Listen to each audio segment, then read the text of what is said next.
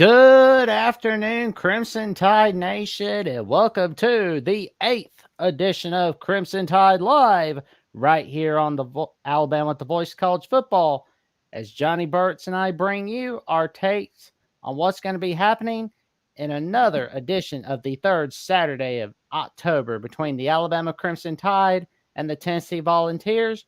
But of course, we'll be starting the show with our recap on the Alabama-South Carolina matchup. And it's going to be a wild one. How you doing today, man? Been a little stressed, but I think I'll survive. Oh, man. Well, and we got two special guests coming with us in just a little bit. We got ourselves the co-host of the Crimson Tide call-in show every Thursday night at 9 p.m. Central Time, 10 p.m. Eastern Time on Alabama with the Voice College Football. He is the host of Hoosiers Live at Indiana at the Voice College Football and the creator and host of Only Taught Sports, where he taught sports every day, or at least he tries to. The one and only himself, Jeffrey at Only Taught Sports. Appreciate the introduction, Jackson. I'm doing great and glad to be on the show with you and Johnny for the first time. It's going to be a lot of fun talking about the Tennessee game, recapping the South Carolina game. We'll concerned with Bama football, but not completely dire straits yet. Don't completely have to hit the panic button, but I am getting a little concerned. But definitely glad to be on the show. Really appreciate it. Oh yeah, it's gonna be interesting to see what happens and how we didn't lose that game. We got lucky today. When that onside kick happened, I thought they were gonna lose when they didn't recover it. My God, that was just a disaster. I today I was trying to get my clips cut, and my dadgum video editor, it was running crazy. Like every bit of technology I've got in the house today seems like it's off. But I was going to show you that onside kick and fundamentals Alabama didn't even execute. I mean, they're not executing just basic fundamental stuff. Mm-hmm. Well, the thing is, when the first guy missed it, the onside, I'm like, okay, the ball was spinning really hard to the right. I mean, it was an interesting kick, very unique. Technical difficulties. Doing the mess around with Jeffrey. Kick. I'm like, that's fine. The second, and then South Carolina recovered. But when the second guy missed it, I mean, that was definitely, man, you would not have seen this with Nick Saban. I know people get sick of hearing that, but it's going to keep happening. It's like Kalen DeBoer is a great coach, but the fundamentals definitely have to be preached better. These players definitely are not playing the same way, not as crisp at all. Yeah, well, the front line, of course, where they hit, I think they hit it to the third guy on the inside. And the two guys right next to the right of him, they moved forward to try to block the South Carolina players. But then the other guys to the left side did not squeeze down, and surround, just squeeze and form a little circle around the ball and try to prevent, the South Carolina players from just continue to attack. And boom, it hits the second player and it bounces off, and you'll see two guys just run untouched right through there and recover the ball. One of them did, but there were two guys right there on that. They did a better job than we did, which is obvious. They got the ball. And a lot of people were asking this question. Does this game say more about Alabama, South Carolina, or basically both teams? Because we've seen South Carolina all season. They've been sort of a mixed bag. They barely beat Old Dominion. They smacked Kentucky. They blew their shot at victory against LSU. And they basically blew their shot against us this Saturday. I honestly think it shows kind of what both teams are. That Alabama's not an elite football team. And if they, were going to come off a embarrassing loss to a team that they haven't lost to in 40 years, they should have come out there and, I wouldn't say blow the doors off South Carolina, but they should have easily won this game. Coming off that embarrassing loss, you're going to be hungry and get the win. And then for South Carolina, it just shows that they can't close out a game. They can't find ways to win because they should have beaten LSU and they should have beaten Alabama. So Well, I think South Carolina's a decent team. They're solid. I mean, they should be a bowl team, but they might not be a bowl team because they might blow enough games. I don't know. But I think it really shows what both teams are. South Carolina's not bad, can't close out the game, and Alabama's definitely not elite.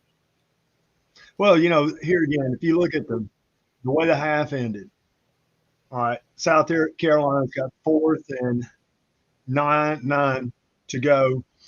And Alabama's in a zone, 2 deep zone, playing halves with the 2 safeties back there. They the one safety was a freshman from Daytona, and what they did is back in the old days we just called it a down, out, and down, or a down, out, and up. Now they call it a little rail route, inside rail route. And they had an outside receiver run inside. So instead of that safety playing his half, he follows that guy running the post inside and then coming outside and around is that inside receiver. And that freshman DB never saw him wide open. And you got halves. Okay, and he didn't cover his half. He followed that post on the inside move and left that outside wide open. Mm-hmm. All right, and then follow this. Alabama gets the ball back. They got they get a penalty on the kickoff. They got it 1st and 15, and there's like maybe a minute left to go in the half, and they're throwing the ball. Mm-hmm. Next thing you know, safety, boom. I mean, that's also like what we were kind of saying as well when you talk about the Georgia game and the clock management. In the second half of that game was absolutely abysmal. Like, why are you not running the football? Like, maybe, okay, the run game hasn't been as good. Like, we understand that. It's kind of obvious at this point that the running game's not really a massive part of the offense. But when you're ahead significantly on the other team and it's the 4th quarter, you got to run the ball. But they weren't doing that. They just kept throwing and throwing and throwing. They weren't even using clock at all, and that's what allowed Georgia to easily get back in the game. So there's been a lot of questionable calls, decisions being made by the coaches, and the players just aren't executing either. So there's a lot of issues. I agree with you 100%. That was terrible to throw the football and get a safety. Yeah, I mean, it's abysmal. So definitely just not the highest level of coaching out there. No. Well, let's follow it up. So after that, okay, they throw the little untouched, whatever, 4th and 9 once again.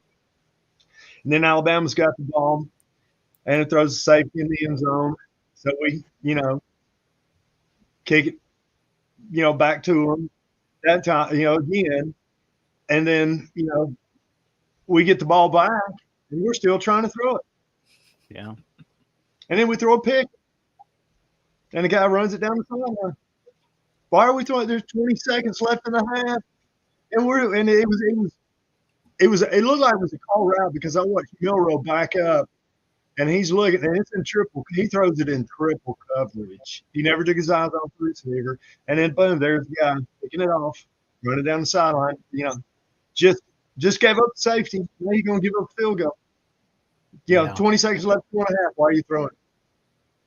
After Milrow's performances in the last 2 games, I have no idea why he is still in the Heisman race. I really don't. He should not be in the top 5 of the Heisman odds, and he still is. He's like 4th. He has not played well against Vandy or South Carolina, which to me just definitely negates the Georgia game. Yeah. Well, would you say that the Georgia game has gone to their heads a little bit? Oh yeah, absolutely it did. Yeah. Yeah. Now they've been slapped a couple of times, and they haven't found themselves. Well, we got the stats from the total game, and 3rd down efficiency. Oh Lord, nobody was good on there. Well, hey, South Carolina was 0 for 5 in the first half, so they were 7 out of 10 in the second half. Yeah, that's really good. And look at the 4th down efficiency, and one was for a touchdown. Alabama only had 313 total yards in the game. That's not great. I mean, South Carolina outgained them by 60 yards, so they technically played better. It feels like a Freaky Friday because we saw that Alabama had 313 total yards on offense, and Mhm. Iowa had 40 points against Washington. The reason they lost is because Lenore Sellers kept turning the ball over. He is like Jeff Sims. He's like Aiden Childs. He is very turnover prone. That is a problem for him. He's a talented guy. We know why he was rated as highly as he was. But if he didn't turn the ball over as many times as he did, they win. Yeah. He literally threw a pick on the last play. So even though it was desperation, he's very turnover prone. Bad drive turn when that was Jackson ran that sucker out. I mean, ball game's over. And with our luck, the way things have been going in, he probably fumbled it and they'd have picked it up and ran it in. Good Lord. Get down. The game's over. He's out there running around like a wild man, like an idiot. Us coaching, too. But Alabama can't get out of their way. Their own way. It's just a comedy of errors. I mean, every time it seems like when we make mistakes, they look so dumb. And it just, I don't know, throwing the ball 20 seconds left to go in a half and you throw a pick in the trap. That's so dumb. I mean, I don't want to keep saying it, but it's literally, just a reflection of the difference between the two eras right now. Year one of DeBoer versus the Nick Saban era. When under Nick Saban, when the team made a mistake, they rebounded. When they lost the game, they rebounded, and they played so much better, and they learned from their mistakes, and they rarely ever did it again. The only thing that cropped up at the end of Saban's tenure was the penalties started to get bad, and he was getting really mad about that. The penalties were becoming a problem. But outside of those last couple years of his tenure, they barely ever had penalties. They didn't make mistakes very. They ever saw guys fumbling. Picks were not that common. It just didn't. You didn't see mistakes. Alabama, if they lost, it's because the other team outplayed them, not because they made the mistakes. And now Alabama is actually the one blowing the games for themselves, losing to Vanderbilt because of the mistakes. And South Carolina should have lost, but South Carolina had so many of their own errors as well. So I agree with Johnny, absolutely. It's just the fact that they can't get out of their own way, and that's something we're not used to seeing from them. True. It's 10 straight quarters of bad defense. Second half of Georgia, 4 quarters against Vanderbilt, and all 4. Well, I will say now the first quarter, we might give them a passing grade on that, but the rest of it, the end of the half, the end of the game, terrible. For sure. But, if you're looking for some top-notch security, go to aura.com/MarkRogers. Get a 14-day trial to secure your finances, information, identity, get peace of mind, and also shop on Amazon using the link to support the Voice of College Football. You don't need to buy the product display. It doesn't cost you a penny. You get the same shopping experience. Click on the link down below. And I'll tell you right now, you're going to see a little something where to shop on Amazon later on in the show.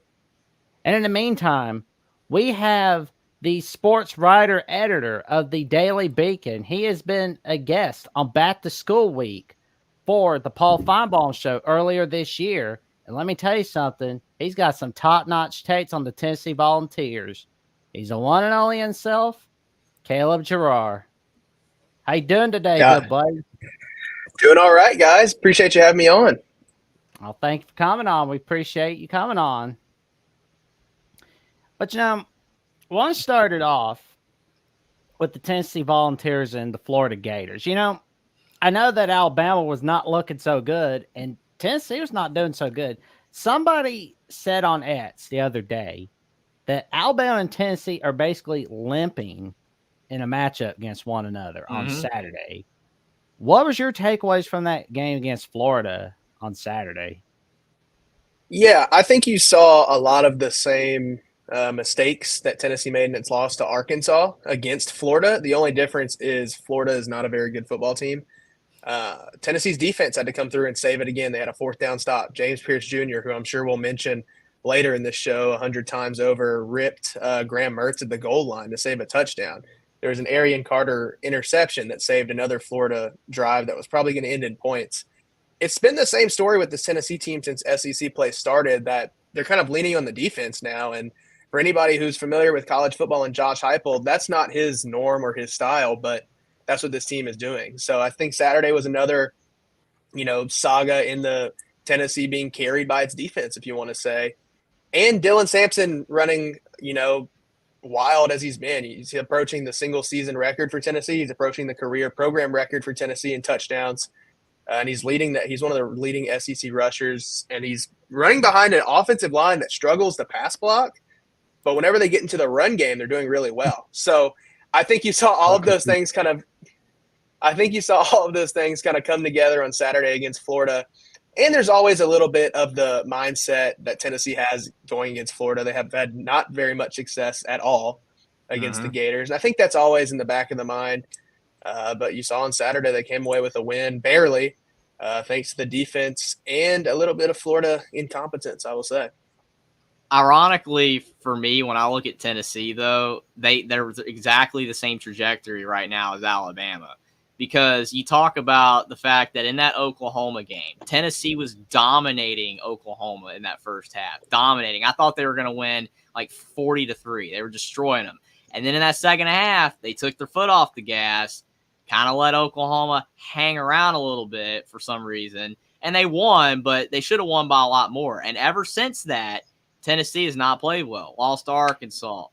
Almost lost to Florida, just like Bama played great against Georgia in the first half, fell apart in the second half, even though a little bit different with that, but still it's similar. And then they lose to Vanderbilt, and then they barely beat South Carolina. So I don't know why that is, but it just seems like Tennessee and Bama are on the exact same trajectory right now. I don't know who's going to break it with this game, but right now we're going to get to it. But that's crazy to me that it's just so similar. I think if you told any Tennessee fan that they were on the same trajectory as Alabama any year except this year, I think they're taking that without any question. So, but no, I get what you're saying. It kind of is the same thing, except it's probably opposite issues, I would say, which I know we'll dive into. But it seems like Jalen Milroe and Alabama's offense has kind of been the strength where the defense is coming up limp at times. Absolutely. What's the depth injury situation with Tennessee? Yeah, because they lost Keenan Pill as of today, from what we've heard from On3.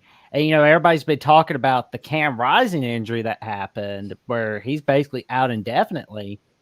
But Keenan Pill being out for the rest of the year has been pushed to the wayside. Yeah, I mean, you look at that game, you left with 2 torn ACLs. Graham Mertz for Florida is done for the year, and his college career more than likely with a torn ACL. Keenan Peely is the same way. The only thing with him that now Tennessee's defense, they're big on rotations, so they play upwards of 20, almost 25 guys a game. So there's not as much of a worry about the guys behind him playing because they've played a lot of snaps already. It's more so Keenan Peely was kind of the leader on that defense, the quarterback. He wore the green dot on the helmet, got the calls from the coaches. There's going to be some growing pains taking over that communication. Coach Heupel today said, after he confirmed that he had a torn ACL, said that it will probably be Arian Carter or Jeremiah T-Lander, 2 sophomores, who will take over that communication. So young guys who've had success on the field, but still, I mean, those are sophomores. They haven't been through it. Keenan Peely was in his 7th year of college football. He was a veteran. He kind of knew how to hold it down. If you ever saw Tennessee's defensive line, switch gaps, change whatever they're doing, changing protections, whatever it is on the defensive side, it was Keenan Peely doing it. So I think the biggest growth will be finding that leader on the defensive side in the linebacker room with the communication from the defensive coordinator to kind of put those guys in the place they need to be. But I don't think it'll be as much of an issue as it would be if Tennessee didn't rotate like they do. Aside from Keenan Peely, most of Tennessee is healthy. There was worries about their trio of wide receivers, Squirrel White, Rue McCoy, Dante Thornton, all left Arkansas injured. Squirrel White left the game this week against Florida injured as well. None of their injuries seem serious. Heupel says they haven't been serious, and they all played a little bit on Saturday. I wouldn't say they're 100%, and I don't think they'll be 100% against Alabama, but they're on the field. They're playing, still better than not playing at all. Aside from that, Tennessee's been relatively healthy this season, knock on wood. Dylan Sampson's been getting, 25, 27 carries a game. He's still been holding his own. So I'm sure there's guys beat up and the normal things that come with playing SEC football. But on an injury front, it hasn't been anything crazy like it was last year for Tennessee when they had wide receivers dropping like flies. But even in the wide receiver room, they've rotated so many guys in that a lot have experience now in these SEC You can games. replace talent, but it's hard to replace experience. I mean, a 7th-year guy, I bet you cannot replace that easily.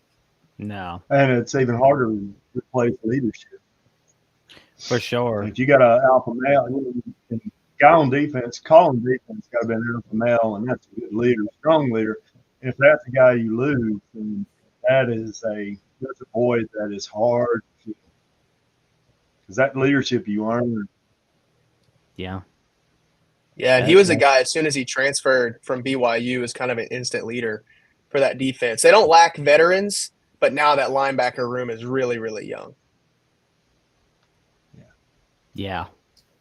But, you know, we have a sure thing for $99 a month on Patreon and YouTube memberships on The Voice of College Football from our friend Mark Rogers. College football is even more exciting with some action on the line. And the games are even better when you're cashing in. And the Voice of College Football is the place to be to get the greatest value. Let's start with my picks. 75% against the money line, 58% against the spread. I've got a 40-year track record. In fact, in 2023, at $100 played per game, you would have netted over $9,300. And guess what? I'm just the warm-up act. Steve Merrill, our ace in the hole, show stopper from Wager Talk. 6 years with the Voice of College Football, over 30 years in the industry. Steve gives us analysis on all the big games, but you can't miss Steve's weekly under-the-radar pick, which went 21-5 against the spread the last 2 seasons. I repeat, 21-5 against the spread. You also get picks from some of our top analysts here at the Voice of College Football, including Steve Dace and Matt Zemek. Become a YouTube channel member or Patreon member for just $99 per month. Go to the main channel on YouTube, click join, and select the betting tier. Do the same thing on Patreon. Make 2024 a winner now. And that's not all. If you went with Steve Merrill's under the radar pick of the week, you'd have seen that he had Notre Dame beating the spread against Stanford. And guess what? They did. So if you're doing parlay sheets, always put Steve Merrill's under the radar pick of the week. You won't regret it. That I can personally guarantee. Well, gentlemen, I guess it's time we get started on the preview of the 2024 edition of the third Saturday in October. I don't know how it's very difficult to predict this. You just don't. Alabama, you don't know who's going to show up right now. I think they are due for come together. I think there's going to be something here that's going to start some cohesion, and they'll start learning their identity. I think they're in the middle, the finding themselves, that kind of thing. So I think it'll be a better product in the field. They've got good players, good coaches. So the seeds of doubt, they're starting to figure some things out and learn from mistakes. So I got a feeling it'll be a little better product from them this week. I really do think that. Caleb, how are you feeling about the 2024 edition this year? Yeah, I think I told y'all before the show too, but it's kind of a toss-up. I really don't know which way to lean at this point. Neither Tennessee nor Alabama have played up to what their talent should be. You look at Tennessee just on paper, their offense with five-star quarterback Nico Iamaleava at the helm should be rocking and rolling and scoring touchdowns, and it just hasn't. It hasn't clicked yet. So that makes me hesitant on the Vols. And then when you look at Alabama, they have the showing against Georgia, and then you contrast that with whatever happened in Nashville, and then also the showing against South Carolina and Shane Beamer. And this is also Kalen DeBoer's first true SEC road game. No offense to Vanderbilt, but that's not an SEC environment. When they get into Neyland Stadium, that will be a true SEC environment. Right. So I'm curious to see how they take that. I know Jalen Milroe is a veteran, and his ceiling is probably as high as any quarterback in college football, but he doesn't play to that ceiling a lot. So it just depends what Jalen Milroe Alabama gets and what offense Tennessee rolls out with to see how that game shapes out. But I know it'll be a crazy environment in Neyland Stadium, and definitely one that'll be an interesting watch. Jalen's problem is, Jack and I talked the other day, and I've been watching it, and he's hanging on to the ball way too long. He's staying in the pocket. It needs to be 1-2, read, first read, second read, and then go get what you can get. And he's trying to back up, and anytime a quarterback's backing up and throwing as they're, it's a recipe for disaster. It's just not a good situation. So he needs to make a quick read, and then the fastest guy on the field, the best athlete on the field, just great athlete. Get what you can get. The thing I don't like with what he does is I don't like him leaning forward as he's getting tackled. I want him to do like the South Carolina quarterback and protect himself. Get what you can get out of bounds or just slide. And he's hanging on to the ball way too long. Get it, get what you can get. And I think you hit it there, but Alabama will have – I was going to say Alabama will have the best two athletes on the field on Saturday. It's just a matter of getting, like you said, getting those athletes involved in the game.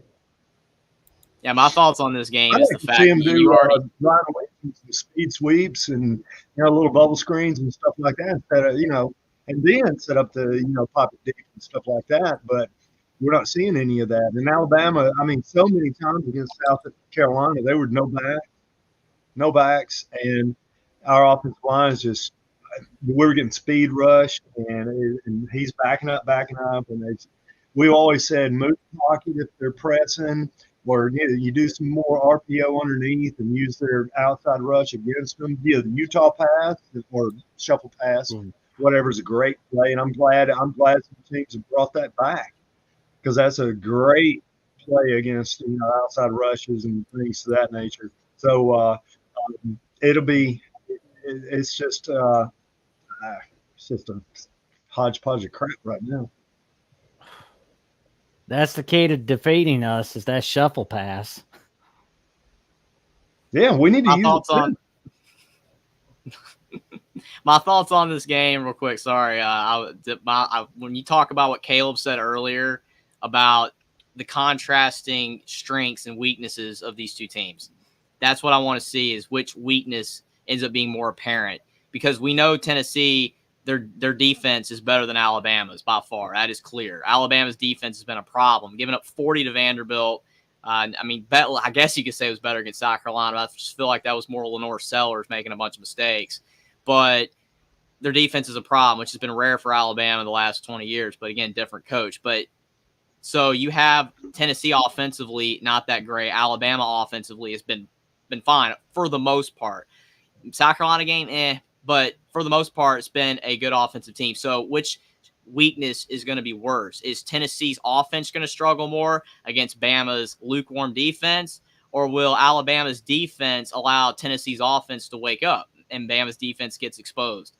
So, because everybody's been saying all season long, Nico, his downfield passing, that offense is going to light up Bama's defense. Well, Tennessee offensively has not looked that good recently. It's been kind of vanilla. It's been kind of a boring offense, which is shocking compared to what we saw at the beginning of that Oklahoma game. Tennessee is definitely capable of being a dangerous offense if it gets opened up and Nico that offense just starts rolling. But whichever team's weakness is worse is probably going to lose the game, whether it's Bama's defense or Tennessee's offense. And I'm looking at the stats for Alabama. We're 12th in the conference in points allowed for the season. We're 14th in rushing yards allowed per game. Adding penalties, third down conversions, fourth down conversions. And Tennessee ought to be looking at their shots.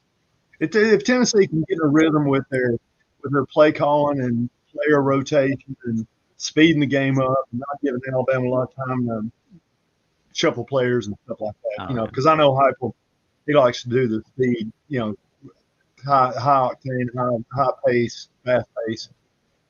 Yeah. If Alabama can counter that, slow it down. Yeah, Tennessee's been doing pretty good on defense. Like they're only second in total yards allowed per game in the conference to Texas. That's pretty huge right there. If you're standing with Texas, you're good to go. Yeah, and they're third in points allowed. I think it's just over 10 a game behind Texas, who I think is around 6. And then behind Ole Miss as well, who's I want to say, if I remember correctly, Tennessee's 10-7 on the points and Ole Miss is 10-6. So they're right there neck and neck for second in the conference. But that's really what it's been this year. Y'all mentioned it. For Tennessee's offense to get going, it has to stay ahead of the chains, and it hasn't been able to do that at all throughout this stretch. You look at the offensive line penalties. They never get a holding penalty, but false starts, illegal shifts, stuff like that has been killing Tennessee. And then when they do get, even if they do get rolling, like you look at the Florida game, there was Nico got 2 or 3 straight first downs. That tempo was back. Florida had a guy come up limp with all the injury stuff. Fans boo. Once he was done, once he got off the field, Tennessee's offense got back on the field. It was 3 straight sacks that pushed Tennessee out of field goal range and a punt. The offensive line, every step of the way for Tennessee this year, has come back to bite them and shot themselves in the foot. This weekend, too, Nico finally got that deep ball working and a couple of plays drawn up, had Squirrel White wide open twice, had Chaz Nimrod down the sideline open as well. He overthrew all 3 of those. Maybe a receiver misplayed 1 or 2. You can look at the film, and it's kind of 50-50. But either way, those receivers were open. So you're seeing glimpses of what the offense looked like under Hendon Hooker in 2022 when Tennessee did beat Alabama, and you're seeing those glimpses, but it hasn't been put together consistently yet. And I think this past weekend was the closest it's been since maybe the non-conference when you're beating up on Chattanooga and Kent State or even beating up on NC State. And this game against Florida was the closest, but it's still not there yet. So that's why you see the defense with the numbers it has now dominating as it has. And that's what's kept Tennessee in these games. You look at Arkansas, Tennessee ended up hitting Taylon Green so much he left the game hurt. This past weekend, Florida had to go with DJ Lagway because Graham Mertz, while it was non-contact, but still he was getting beat up in the backfield as well. I think in all 3 SEC games, Tennessee's defense has forced a backup quarterback into the game, whether it's Oklahoma's case where he's just playing bad or they're in the backfield so much. It's just you can't take that many hits in a game as a quarterback. So that's been a big issue for tempo. That's been a big issue for tempo quarterbacks or tempo offenses. When you can run an offense well through tempo, that's great. But then if a player gets hurt or faking an injury, which we have seen a million times this season in the last few years, and you can't recover from that and go back out there and continue playing well on offense, then you're truly not a good offensive team or a great offensive team. You have to be able to, when the tempo gets slowed down, whether it's an injury or a player faking it, you got to be able to go out there and continue to play like you were when you were getting it rolling. Kind of like you said, they were having some tempo, and then the Florida player got hurt, and then 3 straight sacks. That's the next step for Tennessee's offense, is that they have to be able to, when something sets them back, whether it is a bad play or the tempo gets stopped, they can continue to play well on offense. Then they can become a great offensive team. You'll learn this, or you may already know this, but the tempo is set with the offensive lineman. If your offensive linemen are not in, if they're not cohesive, if they're making mistakes and drawing penalties, that throws the tempo thing all out of kilter. So your tempo and the success of it starts with that offensive line. If they're not in rhythm, you can forget it. It's kind of a twofold thing with the offensive line too. They're shooting Tennessee's offense in the foot, so that way they can't get the tempo rolling. And even if Tennessee didn't want to run tempo, if you start a drive with a 5-yard penalty, the first play of the game against Florida, Nico went deep and had a wide receiver wide open, connected on it. It would have been like a 45-yard pass, and you already started with a illegal formation. So you already start off, or an illegal man downfield, something on the offensive line. It was a legal man downfield because they had a couple of those where the offensive linemen are getting out to block guys who they have no business blocking, which is once again why I mentioned the offensive line has struggled to pass block, but when they get into run blocking, they're fine because they're going downhill. It's the getting into those pass sets where they've struggled. But yeah, it's twofold because when you're getting into tempo and the defensive line can't get set, it's easier to pass block. Well, the offensive line is hurting themselves. You can't get into tempo. Now the defensive line is rested and set, and then you're rolling. And also when you're not – yeah, and when you're not in tempo, the defense can also sub. Like if your quarterback got sacked, like if Nico gets sacked and he's getting up off the ground, that gave Florida time to sub in fresh defensive linemen.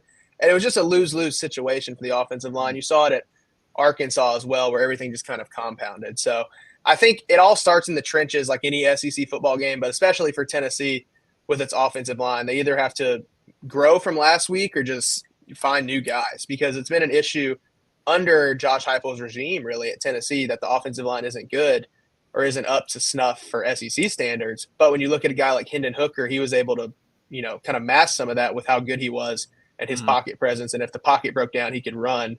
And then a guy like Joe Milton last year, you saw some of those issues with the offensive line come to light even more. And now with a young quarterback who doesn't know yet how to deal with, SEC football, he's still learning as he's going. Those offensive line issues are really coming out. With a great offensive line, Tennessee could have beaten Georgia that year with Hendon Hooker. But they had no shot because Hooker couldn't do anything. Yep. If you give the quarterback in Josh Heupel's offense a chance, then I mean that offense will go miles for you. And especially with the way he's able to use the run game. You talk about 2022. The run game, even that year, nobody talks about it as much, was still dominant.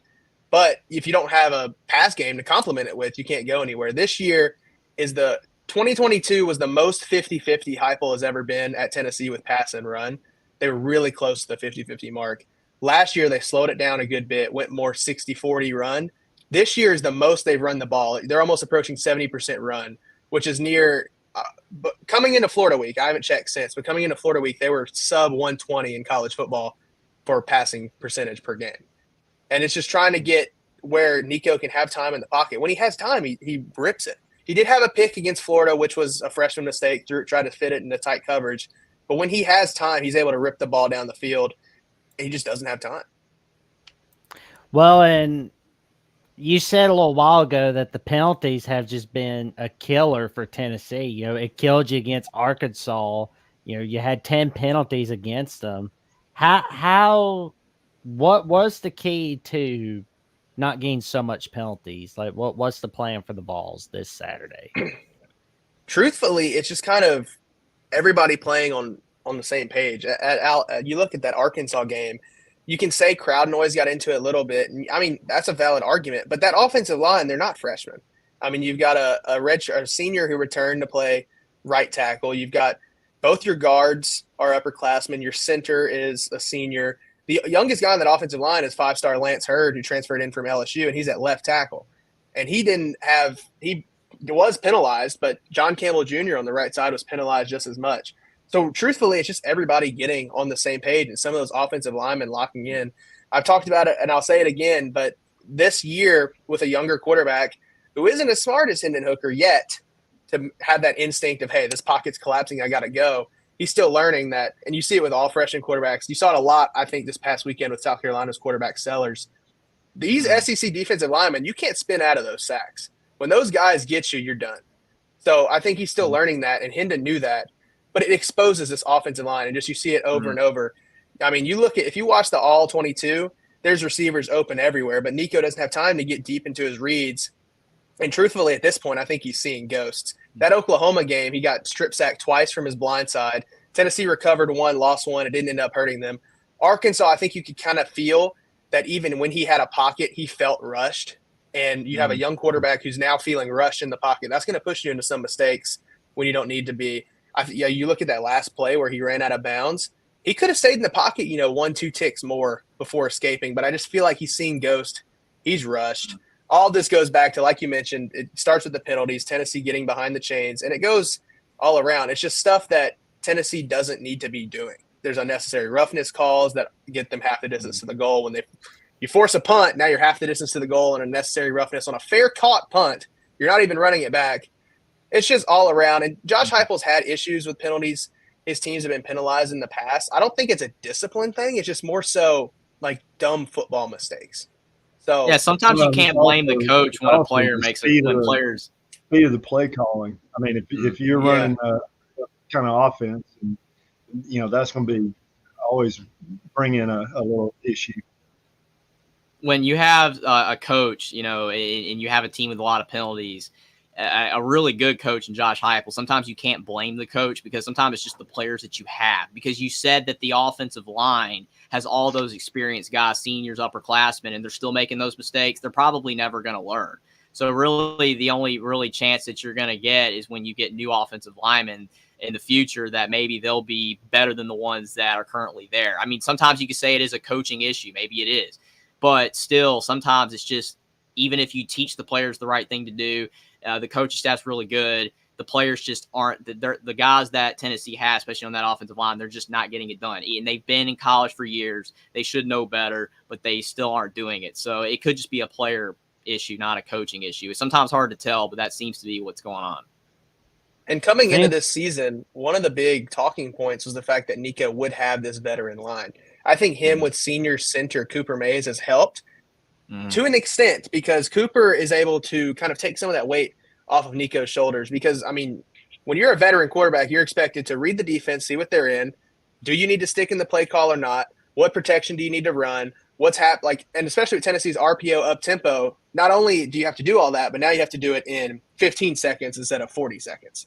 So, I mean, all of that's going through your head. Having a senior center like Cooper Mays take some of that weight off of Nico, and the expectation was having 3 other junior offensive linemen to flank Cooper Mays plus Lance Hurd, who's a massive sophomore, would also take some of that weight off of Nico. And it's been the opposite because now he's kind of rushed. He's seeing ghosts. They're not in the protections they need to be.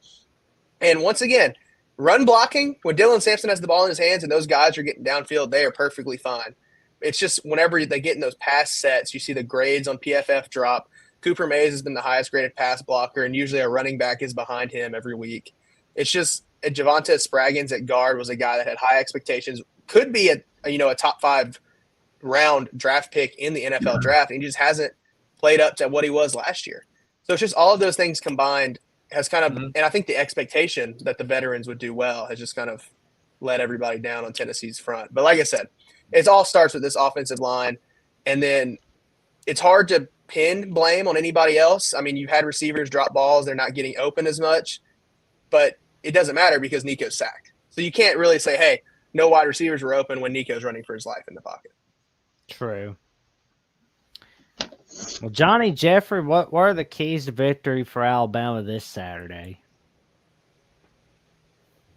Alabama. Alabama's got to defensively decide what they're going to do. I mean, I was watching in the South Carolina game. One play they're a 3-3-5. Next play they're 4-2-5, and it's just getting players lined up in the right position and just knowing what they're doing. I mean, getting down to basics. I mean, they just look confused. Tackling is terrible. I mean, it's terrible. I mean, they have to be the worst tackling team in the SEC. I don't know. I mean,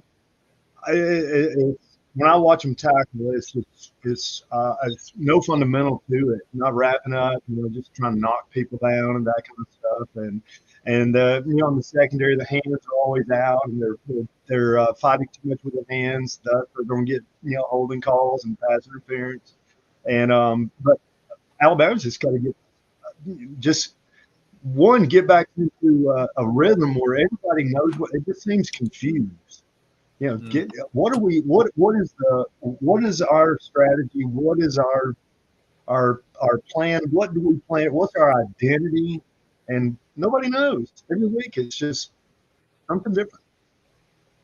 Honestly, I feel like the key to victory for Alabama is just to play with the exact same effort and focus, kind of to Johnny's point about they're looking confused, that they had in the Georgia game in the first half. That first half, they played like the best team in college football. And that is a team that should be, if they're playing like that now, would have beaten Vanderbilt, beat South Carolina by a ton, and they're not doing it. So can they, against Tennessee, get back to that? Can they get back to playing at an elite level like they are capable of doing? It's not like we have not seen Alabama play well this season. They have played well at Wisconsin. Obviously, Wisconsin is kind of an interesting situation with them losing their quarterback. They had a lot of issues in that game, but Bama comfortably won. Overall, people said it was a good performance. No one really thought anything of it. 42-10, you can't complain. So they can go on a tough road environment win. Obviously, Neyland's a lot harder to win at than the jump around at Wisconsin. Sorry, Wisconsin fans, but I think Neyland Stadium is a lot louder and crazier than Wisconsin Stadium, even though Wisconsin's is really good. But Tennessee it's one of the best, one of the top 10 to 12 stadiums in college football, especially when they're having a great year.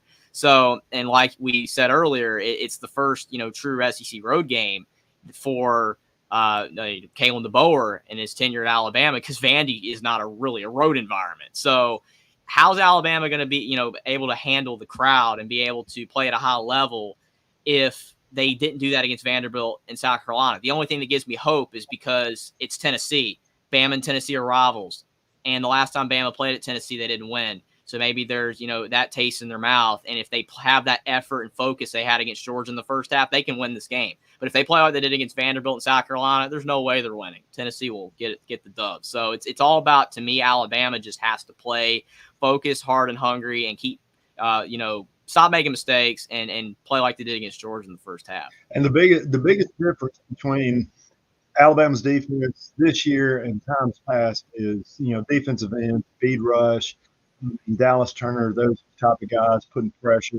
Anderson Will Anderson. putting pressure on the quarterback, and that's just not happening. Not happening this year. There's not enough pressure on the quarterback, and that's the biggest difference.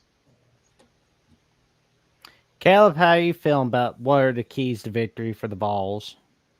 Yeah, I'll go with the line of scrimmage on both sides of the football. I think going back to the defense, which we've spoken on a little bit here, the secondary for Tennessee, which in 2022 and 2023 was also not the best, is still not up to what the coaching staff would want. I feel like you've got Jermon McCoy and a couple other transfers, Jacoby Thomas at safety. You still have a walk-on Will Brooks playing safety, and he's done well. I think the secondary is improved, but it's not what it should be. And with guys like Ryan Williams for Alabama, it can get exposed. I say all of that to say that the defensive line needs to win the line of scrimmage to kind of mask some of those secondary issues, if any persist. Because the best way to stop Ryan Williams from catching the ball is to not let Jalen Milroe throw the ball. So they need to somehow get a pass rush on Alabama's very talented offensive line with guys like Tyler Booker and Caden Proctor and those guys up front. Get a pass rush on those guys and make Jalen Milroe roll out of the pocket and get him moving, thinking, get bodies in his face, just do something to mess him up. Because when he gets in a rhythm, which he didn't against Vanderbilt or South Carolina, but if he can get in a rhythm and get going, then that's not good for Tennessee's chances of success. And then back to the offensive line, just them winning the line of scrimmage. Because if Tennessee's offensive line can find success at the line of scrimmage and Dylan Sampson can get rolling, if Dylan Sampson's hot and Alabama has to worry about him not gashing them up the middle in the run game, all of a sudden that can open up Nico on the outside and get that tempo rolling. Because as long as Tennessee can stay ahead of the chains, I think they'll be rolling here. And I mentioned it a little bit with Florida about kind of the mental hurdle that there is when Tennessee plays Florida. I think there's that with Alabama as well. And I think having some of those veterans from that 22 team help clear that hurdle. You think of a guy like Cooper Mays was on that team playing center against Alabama, Amari Thomas on the defensive side. Having those guys in the locker room to be like, hey, yes, this is Alabama, all the national championships, the history coming into your stadium. We beat them in 22. They're not impossible to beat. You've seen it this year. They've gotten beat. I think getting over that mental hurdle was big in that 22 game, and I think that can help again this trip. But, I'm really curious to see what happens in this one. I think it'll be won or lost at the line of scrimmage. And truthfully, you'll probably know within the first 15 minutes how the rest of the game will go.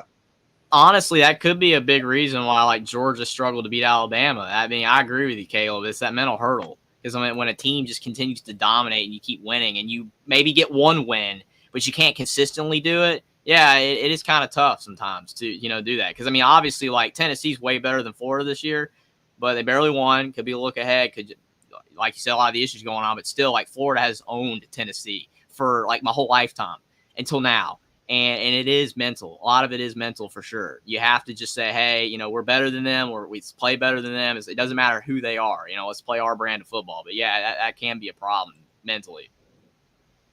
For sure. And now that we've kind of gone over the keys to victory, we're going to go over our score predictions. And, Caleb, since you're the guest of the show, we're going to start with you, my friend.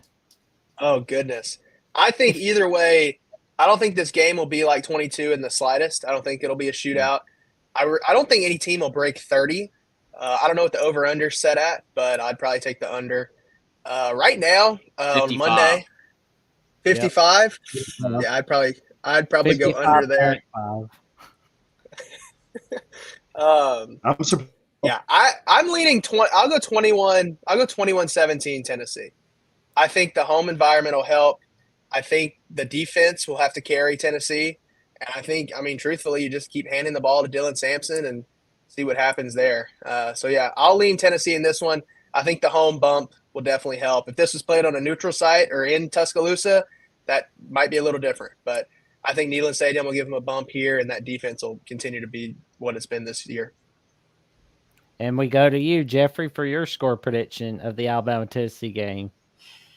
I've gone back and forth in this game like no other. There's been a few games this year. Every year there's a few games, probably 3 or 4. And I'm not even talking about just Alabama. I'm talking about all teams where I'm I can't pick on the game. And I cannot pick this game, in my mind without what I pick. I still believe the other team could win. And I know that happens with a lot of games. I get games wrong all the time, but when I usually make a prediction, I'm at least confident in it. I'm not confident here at all. This is a 50-50 game. Alabama's favored by 2.5, but it should just be a pick.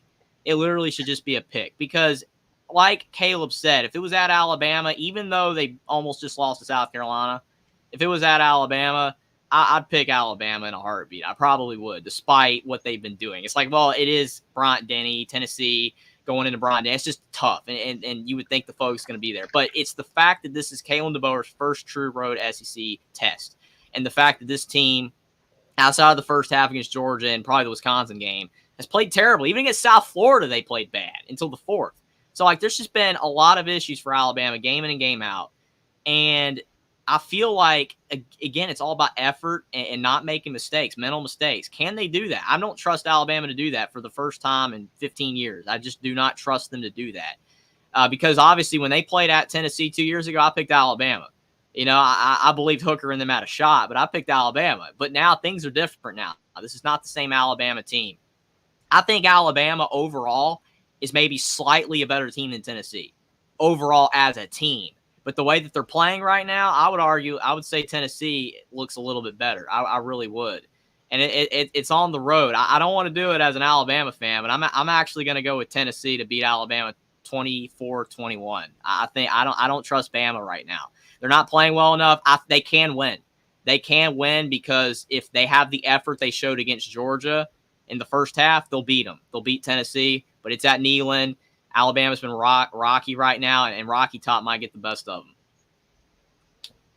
Well, Johnny, we go to you next for your prediction. Well, I'm going the opposite. I think it's going to be a shootout because I think both defenses stink, especially Alabama. And so I'm going like a couple of years ago. I do think Alabama has 2 or 3 better players on offense, and so I'm on lean with Alabama in like a 49-42 shootout. I don't trust either team. There we go. Well, I'm gonna go opposite of you, Johnny. It's set. Even though I've got Alabama, You going 7-7? You going 10-7? Nope.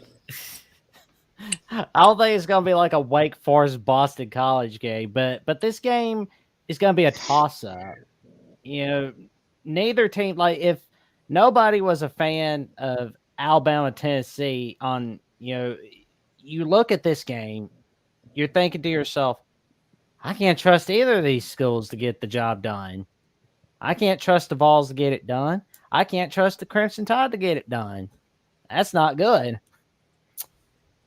And honestly, I kind of just flipped a coin because, Jeffrey, you made the point that Alabama is slightly better than Tennessee in this one.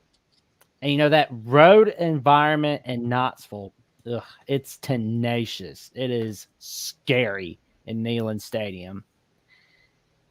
But with that being said, I really think the Alabama Crimson Tide can get it done. I think it's going to be a game-winning touchdown by Ryan Williams as Alabama wins 28-24. I feel like there's going to be a Heisman moment from Ryan Williams. Ryan Williams is fantastic. Well, he's an elite player. I love watching him play.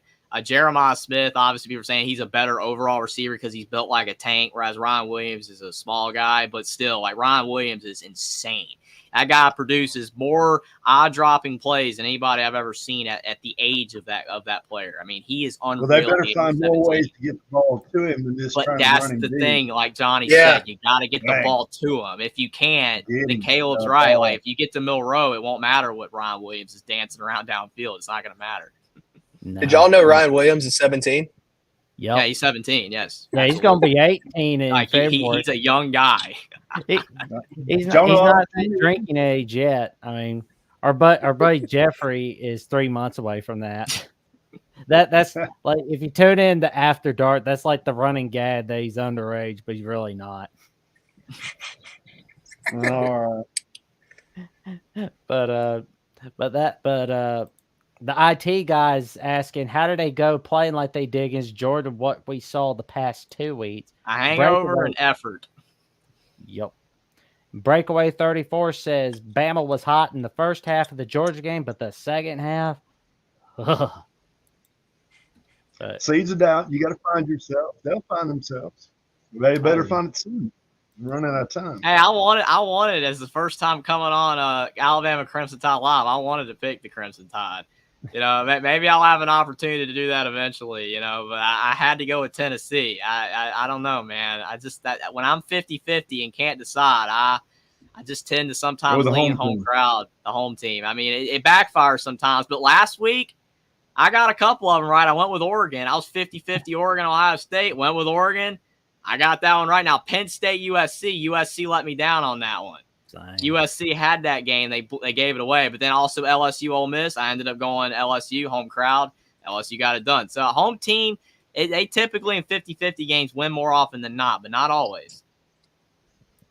Oh, yeah. That's for sure. But, gentlemen, what's something you're looking to buy this holiday season on Amazon? Well, Jeffrey, we'll start with you. What do you think? Caleb, what you want to buy? What about you, Johnny? This is a really tough one. Yeah, that's tough. Like I could go a million different directions here. Give me whatever's on sale. Give me the discount. Yes, that's a good pick, Caleb. College football. Here we go. The college football historical 90s reset from Mark Rogers, where he will be discussing what happened during the 90s, how the decade changed the sport, why the championship results should be questioned, how to critically think through the scenarios, to appreciate the accomplishments of teams that were not recognized as champions. This book provides an in-depth analysis of the changes, controversies, and outcomes that defined a decade of college football. It challenges readers to explore and critically evaluate the decisions that shaped the national championship landscape, unlock the mysteries of college football's most debated decade. Grab your copy now of Disputed National Champions, College Football's Historical 1990s Reset from Mark Rogers himself. So tell your friends, your family, and the cashiers at Publix about this book. You're not going to want to miss out on buying it. Now I have to put it on my Christmas list. Absolutely. Well, Mark Rogers, I'm sure it is a 10 out of 10. Or I don't know if 5 stars, is that what the book ratings go to? I prefer 10 out of 10, though. Well, there we go. And also, tell your friends and family and the cashiers at Publix about the magic that Alabama The Voice College Football is bringing. It is more than 60 subs away from the magic number 2,500 subs. And you can also become a YouTube member right here on this channel. For $2.99 a month, you can become a member via Crimson Faithful, where you'll have a loyalty badge next to your name in the chat and the comments. And you get a custom emoji to use whenever. For $4.99 a month, you can become a Save a Disciple, where you will get priority reply to comments and access to monthly hangout. That is an epic name. Yup. And for $9.99, oh, there we go.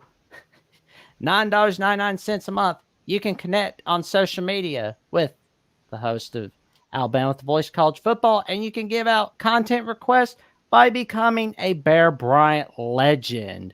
And I'm going to tell you right now, it's going to be awesome. And before we go, tell everybody where they can find us, we'll start with you, Caleb. What has been your favorite Alabama and Tennessee game in the history of the rivalry? Oh, I'm too young, so I guess I'll have to say 22. That's an easy one. That's an easy one. Yeah, that's an easy one for you to follow. Last year was interesting.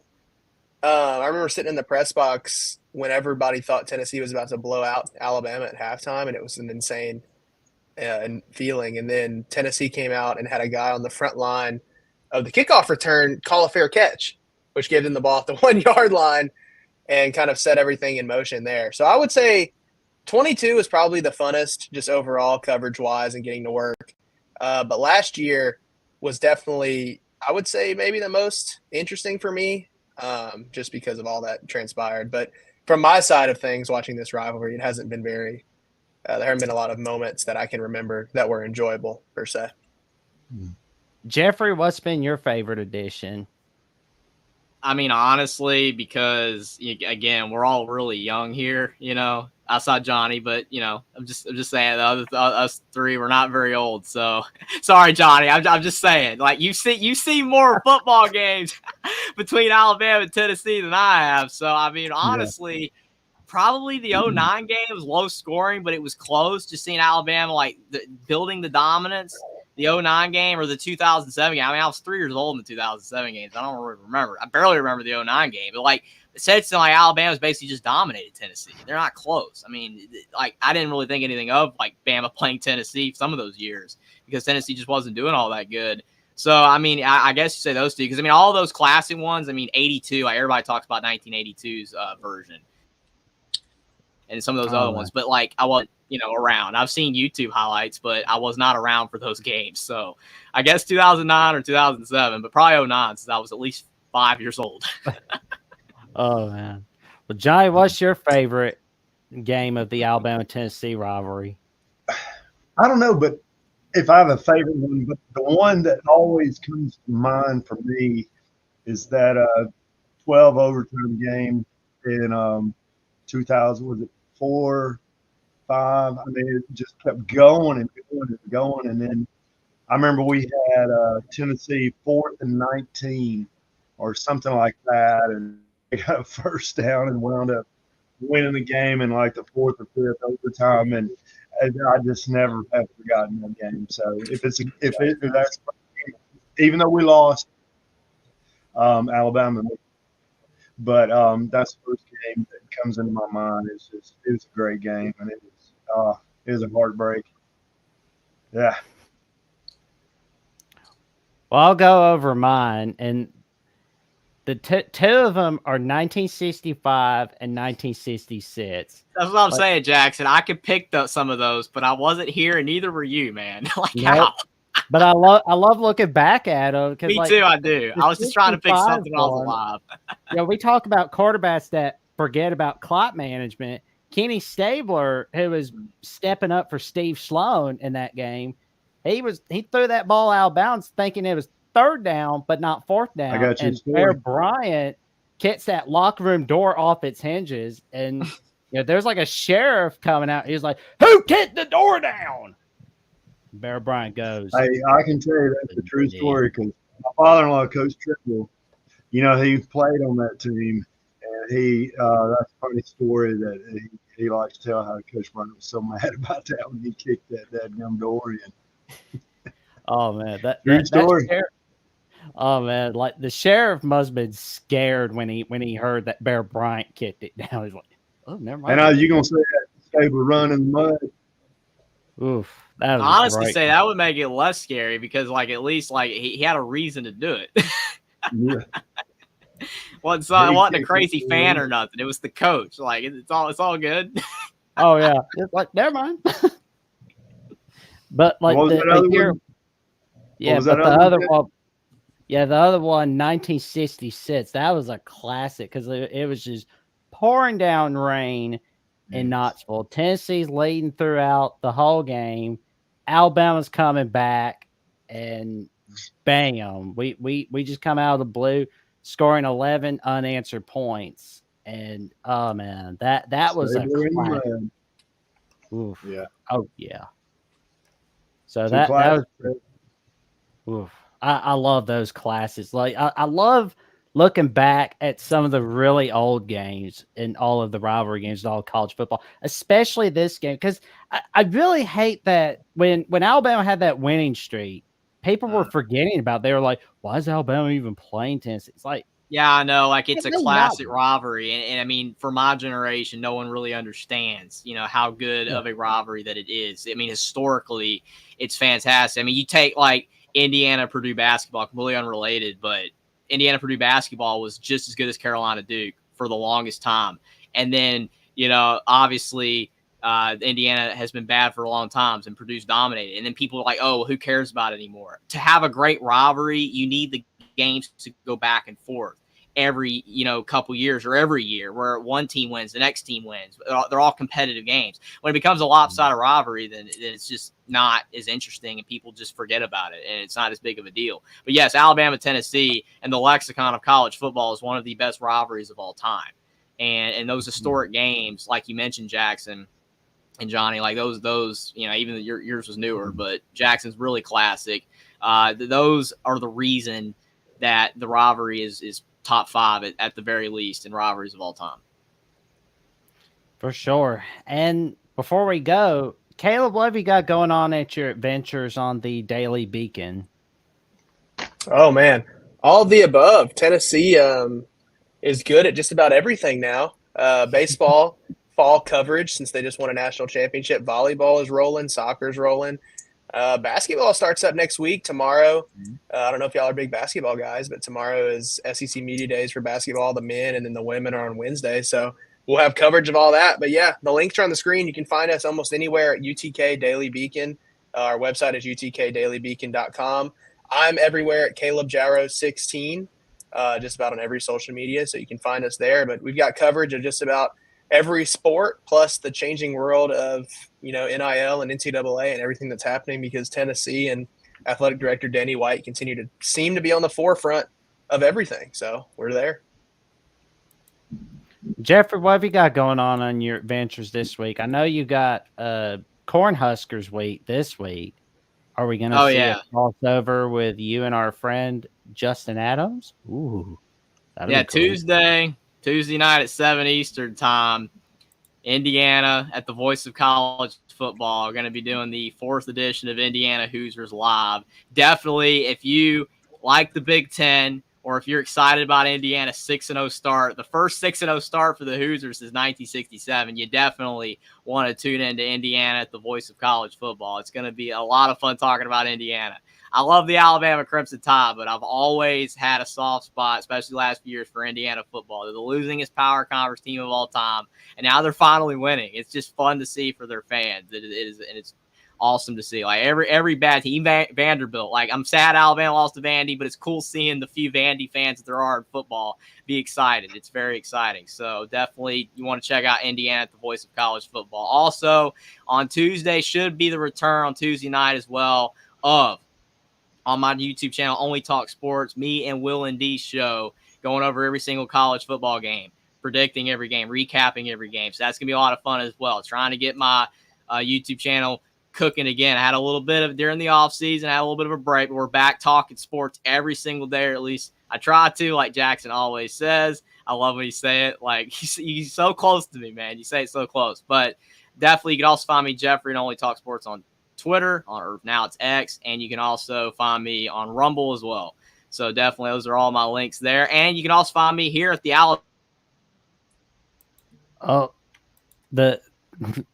Oh, Lord. Internet's been messing on the call-in show on Thursday nights with Gerard and taking your calls. And I guess sometimes you'll see me guesting on some of the other shows as well on Alabama with the Voice of College Football every now and then. There we go. Johnny, what have you got going on this week in your adventures? Same old. Doing the traveling. Guys, y'all probably don't know I'm an educator, but I'm semi-retired. I do a lot of contract work. I go around teaching them method to the madness of the ACT. I probably could have helped you too with your ACT scores back in the day. But anyway, just staying busy, enjoying life, hanging in the man cave. There you go. Perfect place to be on a Monday night, the man cave. Booyah. Yeah.